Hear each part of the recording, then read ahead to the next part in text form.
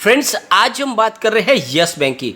तो आज friends holiday है, तो यस बैंक में जो प्रॉब्लम है उसको अच्छे से हम डिस्कस करेंगे और यस बैंक क्या सॉल्यूशन निकाल रही है अपने प्रॉब्लम का। जो कोशिश की जा रही है मैनेजमेंट की तरफ से, क्या वो रंग लाएगी और यस बैंक के दिन पलट जाएंगे। जिस तरह से यस बैंक के स्टॉक में लगातार गिरावट हो रही है, स्टॉक लगातार नीचे आ रहा है, सारे अपने सपोर्ट तोड़ रहा है। यानी जो 13 का मजबूत सपोर्ट था उसको भी तोड़ दिया, अब स्टॉक 12 से भी नीचे आ चुका है। तो इसके सपोर्ट सारे लगातार टूट रहे। अब इतना वीक हो चुका है स्टॉक कि यहाँ से और भी गिरावट हो सकती है। तो ये गिरावट कहाँ तक जा सकती है या फिर यहाँ से बाउंस बैंक की संभावना बन रही है। तो सारी की सारी संभावनाओं को तलाशने की कोशिश करेंगे और जो बड़ा प्लान बना रहे हैं यस बैंक के जो मैनेजमेंट, क्या वो सक्सेस हो सकता है और क्या उस प्लान के बाद यस बैंक की सेहत में काफ़ी ज़्यादा हमें सुधार देखने को मिल सकता है और आने वाले समय में ये स्टॉक जो है क्या हमें अच्छा खासा रिटर्न दे सकता है, क्योंकि बहुत ज़्यादा लोगों को लॉस तो हो चुका है। स्टॉक भी लोगों ने खरीदारी जो है बहुत ऊपर के लेवल से की हुई है। काफ़ी लोग तो है जो 300-400 की पुरानी प्राइस से फंसे हुए, वो इंतज़ार कर रहे कब इनकी प्राइस फिर से वो 300-400 होगी। और बहुत सारे जिन्होंने फ्रेश एंट्री की थी 18 से 20 रुपये के आसपास, वो भी फंसे हुए, उनकी प्राइस भी लगभग आधी होने के आसपास है, क्योंकि स्टॉक अपने 52 वीक के लो के पास आ चुका है।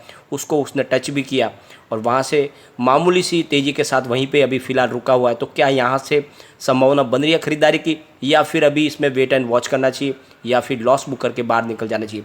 क्या संभावना बन रही है यस बैंक को लेकर? तो आज अच्छे से हम डिस्कस करेंगे और जानने की कोशिश करेंगे यह स्टॉक आखिर ऐसा क्यों गिर रहा है।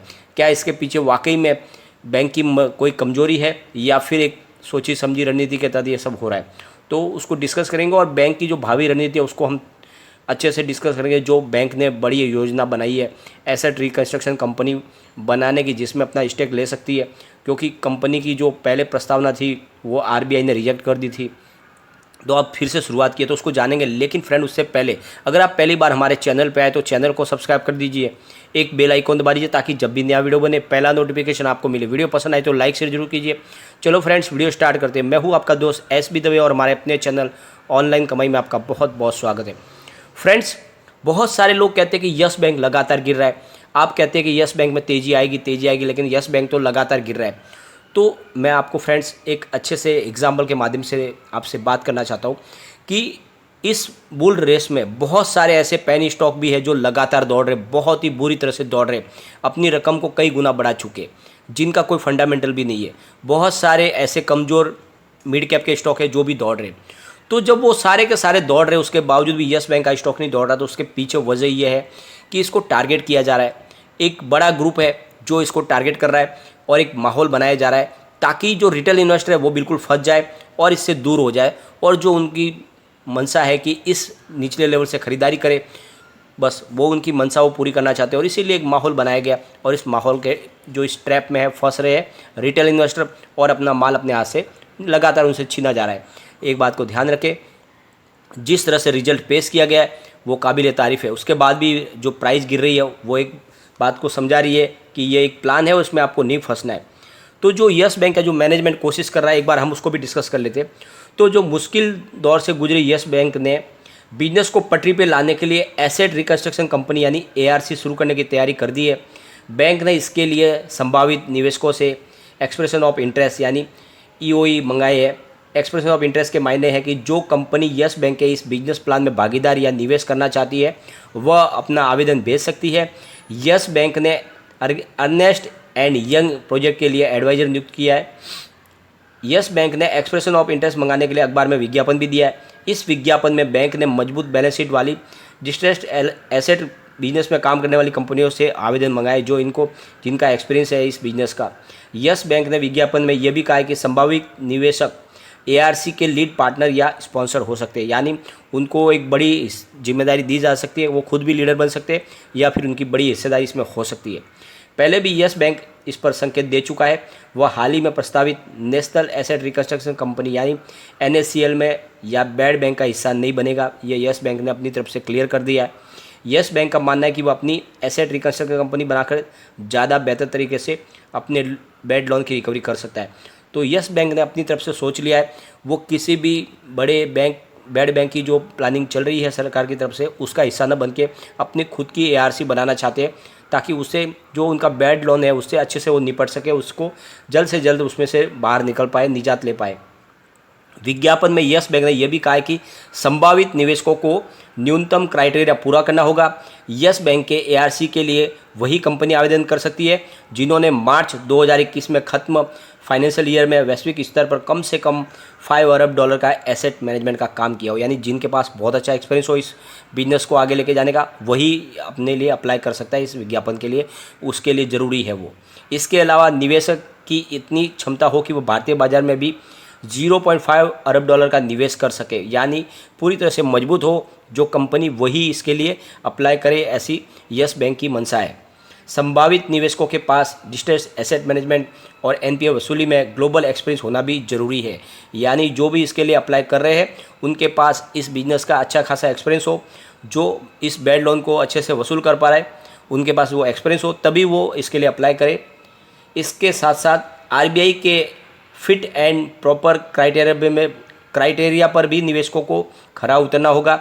यस बैंक के एआरसी के लिए आवेदन जमा करने की जो आखिरी तारीख रखी है वो है 31 अगस्त 2021, यानी आने वाली अगस्त लास्ट तारीख तक ये अप्लाई कर सकते हैं। यस बैंक के नई पहल के बारे में एनालिस्ट का कहना है कि यस बैंक को अपने बैड एसेट्स की सफाई करने में इससे मदद मिलेगी और एक बड़ा मूव उठाया गया है मैनेजमेंट की तरफ से, यानी उन्होंने अब ठान लिया है कि किसी भी तरह से इस बैड लोन से उनको निजात पाना है। फ्रेंड्स, जो अभी फ़िलहाल जो इनके जो बड़े बैंड लोन जो फंसे हुए हैं उसमें जैसे कि आपको पता ही होगा वोडाफोन आइडिया का भी करीब 4000 करोड़ रुपीज़ है। फिर उसके बाद में जो है इनका जो बड़ा अमाउंट जो फंसा हुआ है वो वीडियोकॉन के अंदर भी है और अनिल अंबानी की कंपनियों के अंदर भी फंसा हुआ है, जिसमें अनिल अंबानी की रिलायंस इंफ्रास्ट्रक्चर के अंदर उनका काफ़ी ज़्यादा बैड एनपीए, वहाँ से रिकवरी की संभावना बन रही है क्योंकि अनिल अंबानी ने अब धीरे धीरे अपना जो भी कर्ज चुकाना शुरू कर दिया है, तो यहाँ से उनकी संभावना बन रही है। साथ में आपने पिछले दिनों देखा ही होगा जो जी ग्रुप है उसके अंदर उन्होंने डिश टीवी के अंदर अपना शेयर जो है गिरवी की संख्या बढ़ा दी है, यानी वो लगातार उसके अंदर अपनी पकड़ मजबूत कर रहे हैं। तो इस तरह से धीरे धीरे अपने एनपीए की रिकवरी करने की पूरी कोशिश भी अपनी तरफ से कर रही है और जो रकम उनकी जो फंसी हुई है एनपीए की वो काफ़ी रिकवर भी हो रही है और जो उनकी प्रोफेशनल की टीम बनाई हुई है वो लगातार दिन रात मेहनत कर रहे हैं एनपीए को रिकवर करने की। तो बहुत जल्द जो उनका जो बैड एनपीए है वो आ जाएगा और यस बैंक फिर से अच्छे से सर्वाइव कर पाएगी और आगे दौड़ पाएगी। तो आने वाले समय में यस बैंक की जो सुधार है वो सेहत में बहुत जल्द होगी। तो ये जो समय है ये बिल्कुल इन्वेस्टमेंट का समय है क्योंकि जो गिरना था वो गिर चुका है, यहाँ से नीचे गिरने की तो संभावना कम हो चुकी है क्योंकि अब क्या गिरेगा, बहुत ज़्यादा गिर चुका है। 12 रुपीज़ में एफपीओ की प्राइस से शेयर दिए गए बड़े फंड हाउस को उस समय जब यस बैंक की फिर से शुरुआत हुई थी नई, तो वो प्राइस उससे भी नीचे आ गए। तो ये तो मौका है खरीदारी का और जो बड़े फंड हाउस है वो तो खरीदारी कर नहीं पा रहे क्योंकि अभी भी लोग इसमें बड़ा सेल नहीं कर पा रहे, उनको एक बल्क डील के लिए बड़ी क्वांटिटी चाहिए, उतनी क्वांटिटी उनको मिल नहीं पा रही है।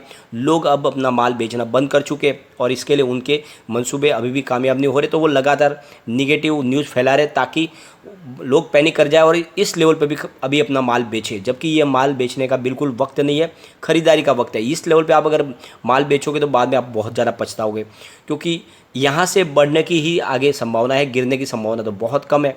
तो स्टॉक में तेज़ी बनेगी और जो रिजल्ट आया था वो रिजल्ट को भी इन्होंने डिस्काउंट करवा दिया है न्यूज़ के माध्यम से, जबकि रिजल्ट बहुत अच्छा था, बहुत शानदार प्रॉफिट भी दिखाया बैंक ने, लेकिन न्यूज़ का ऐसा माहौल बना दिया गया कि उसको पूरी जो उनकी जो रिजल्ट का जो पॉजिटिव इफेक्ट था उसको ही खत्म कर दिया गया। परंतु आपको इस ट्रैप में नहीं फंसना है, आप अच्छे से समझ ले यस बैंक आने वाले समय में आपका सारा का सारा लॉस को कवर करके देगी। मैंने लगातार बोला यस बैंक में, काफ़ी समय से बोला है यस बैंक डेफिनेटली आपको प्रॉफिट देगी और ये देगी, बस आपको उसमें धैर्य के साथ बैठे रहना होगा।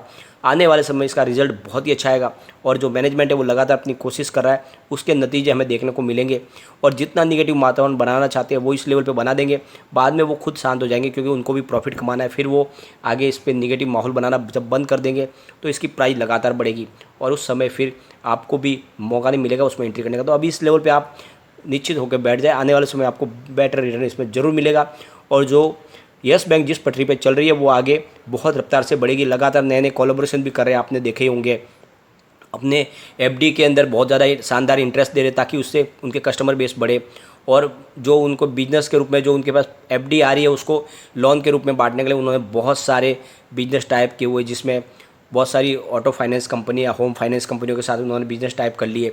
तो एक बड़ा उनका जो बिजनेस सर्कल धीरे धीरे तैयार हो चुका है और उनके पास जो टेक्नोलॉजी है वो बिल्कुल लेटेस्ट है, दूसरी बैंकों को अच्छे से वो टक्कर दे पा रहे बड़ी बैंकों को। तो ये जो इसका सब तरीके हैं, इसकी वजह से यस बैंक डेफिनेटली आने वाले समय में बहुत जल्द अपनी नई रफ्तार पकड़ेगी। तो आपकी जो प्राइस है वो भी बढ़ेगी इस शेयर की, तो डरने की जरूरत नहीं, आप बने रहे। लेकिन फ्रेंड, कोई भी इन्वेस्टमेंट करने से पहले अपने फाइनेंशियल एडवाइजर से एक बार एडवाइज ले ले या अपना खुद का रिसर्च करें, क्योंकि मैंने वीडियो आपके एजुकेशनल पर्पज़ के लिए ही बनाया।